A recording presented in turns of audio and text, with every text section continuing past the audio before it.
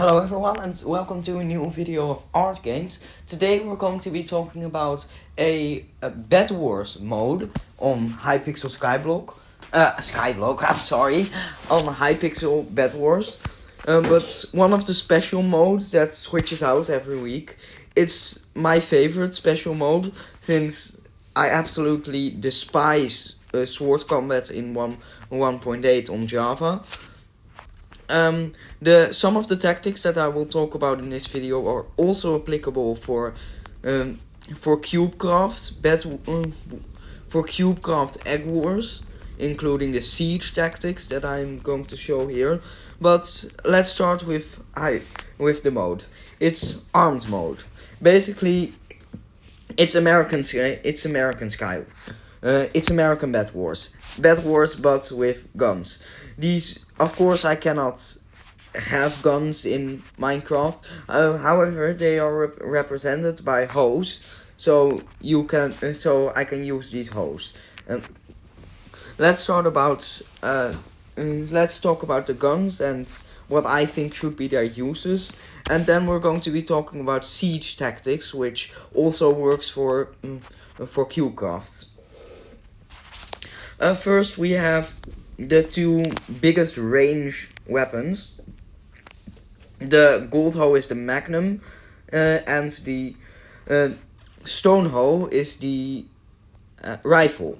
They both have the same range, so what's the difference? Well, the Magnum does more damage and costs 6 gold, but however, the stone hoe, while not doing as much damage, has a much higher firing rate, so they have about the same DPS. However, that is assuming you hit all shots. With a rifle, you can make sure that even if you miss some of your shots, that doesn't have a massive impact on the battle, since you launch so many shots. A single missed shot with a Magnum can be devastating for you. So, aside from the difference of 2 gold in cost, which one is better?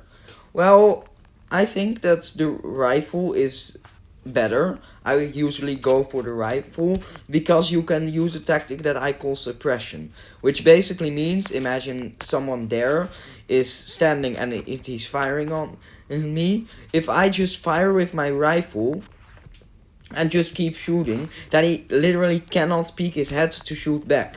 He literally can't do anything about it. The Magnum cannot do that because of its low firing rate.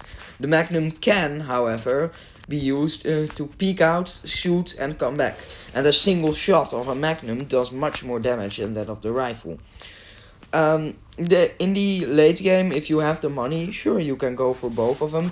But in the early game, I would, unless you really need a long range weapon now, I would almost always go for a rifle instead of a Magnum. Next is the diamond shovel. The diamond shovel has the advantage of an insane firing rate. So all the suppression tactics that I talked about with rifle also apply here times 10. If you fire at someone with a diamond hoe, they are not peaking without getting damaged significantly. If you are on the receiving end of this, the best tactic would be to spread your fire out.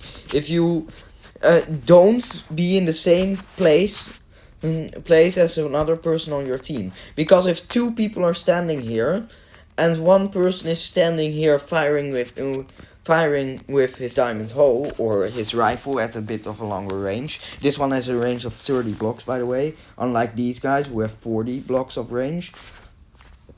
You can suppress 2 people at once if they are in the same position. However, if they are spread out, you cannot counter them both at the same time. So that's what you want to do. You want to spread your fire out across different defensive positions. However, close enough so that they can support each other in suppressing fire on them. Then there are three guns that I do not tend to use unless it's absolutely necessary. First, the wooden shovel. You start with this one, and whenever you respawn, you get it. So, but it sucks. 20 range is really bad, and yeah, and it also doesn't have a lot of damage or firing speed to make up for it. So I really believe that if you can get any other weapon, you can just throw this one away. Except for one situation in which you have an iron shovel, which only works at very close range but does enormous damage. However, the iron shovel only has a range of 10 blocks. The wooden shovel has one of 20. So if you have an iron shovel, which costs an emerald, by the way, an emerald to buy. So if you have an iron shovel, you almost always have one or two of these, or unless something very strange is happening. So so whenever you can get rid of the wooden shovel, do it. Now, the shotgun. I believe the shotgun is very overpriced. The iron shovel, while it is effective if you're getting close enough, but if you're that close, why not just stab them with a sword? You can still buy swords, so why not just use them? I would not. The emerald is much better spent elsewhere. The flint and steel, or not a flamethrower, is basically a flamethrower. 20 range and a really fast firing speed. However, the price is a bit much. However, you could use it in close quarters situations. So those are the weapons. Let's now talk about siege tactics. A siege is in the end game when you and one other team are the only one left, and you both have your egg or a bed. It's different from a rush in the sense that you do not try to go in there because of its heavily defended position. You try to slowly wear them down. So these gold blocks represent positions of the attacking team. This one represents the bed defense, and these are the bridges. And this is defending islands. When you are in this situation, you need to force a breakthrough on if you are a defender or an attacker. Both want a breakthrough. And the attackers want a breakthrough because then they have a higher chance of getting to the bed. If they can successfully break through, the bed is wide open. There's nothing protecting it. The defenders want to force a breakthrough because when they are because if you lose while defending, you lose your bed. If you lose while attacking, you only lose some stuff and you can still survive, you know.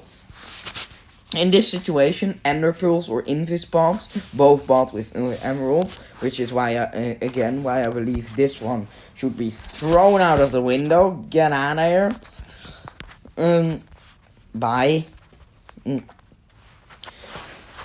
These emeralds can be spent on ender pearls, which are amazing breakthrough weapons. However, another way of breaking through is on the defender side is just bombarding your opponent's towers. These towers are most likely going to be above the void, because then they'll get closer to you and be able to use SMGs and other high fire rate weapons.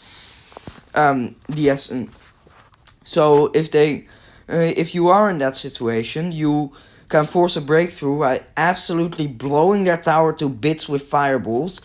Of course, they can counter this by making their tower out of endstone, for example. But then you can counter this by making a TNT cannon. TNT cannons, while very expensive, are worth it in this situation if you can blow up a tower and use it for a breakthrough. However, you want to make sure that you have the money for it, because reserve guns, if you die, much more important. So a breakthrough on the attackers are the only ones who can access diamond or emerald generators, at least if you're sieging it right. So the attackers have an advantage and can use these things. So that's why ender pearls, I believe, are the best way to attack for defenders. Another way is to go above the defense and blow it to bits with TNT, fireballs, etc. However, this is really risky, so only do it if there's no other option. You can also charge across the bridge if you have the enemy suppressed. However, you need to make sure that your suppression is complete, because on the bridge you are wide and exposed, and a few shots will hit you off. This also goes for Cubecraft, by the way. One bow shot will hit you off. When your bed is taken, I believe there are two courses of actions. Either you try to rush the bed of the last team standing with a bed. However, if there are multiple teams with a bed, I believe a very underused tactic is going to mid. Yes, mid does mean that you're gonna be facing a lot of opponents. However, you can hide here. On mid, if you can realistically hide and run away if things get tough. That's not possible on an island. So I believe that that's the best course of action. Go to mid if your bed is taken, because I need to repair that. Because on mid you have a lot more options. Yeah, that was basically it. I want to make a video about other games than I want to make a few videos about other games than Minecraft in the future. So if you would like that, tell me in the comments. Like, subscribe if you found the video fun and you want more informative Minecraft videos. And see you in the next video.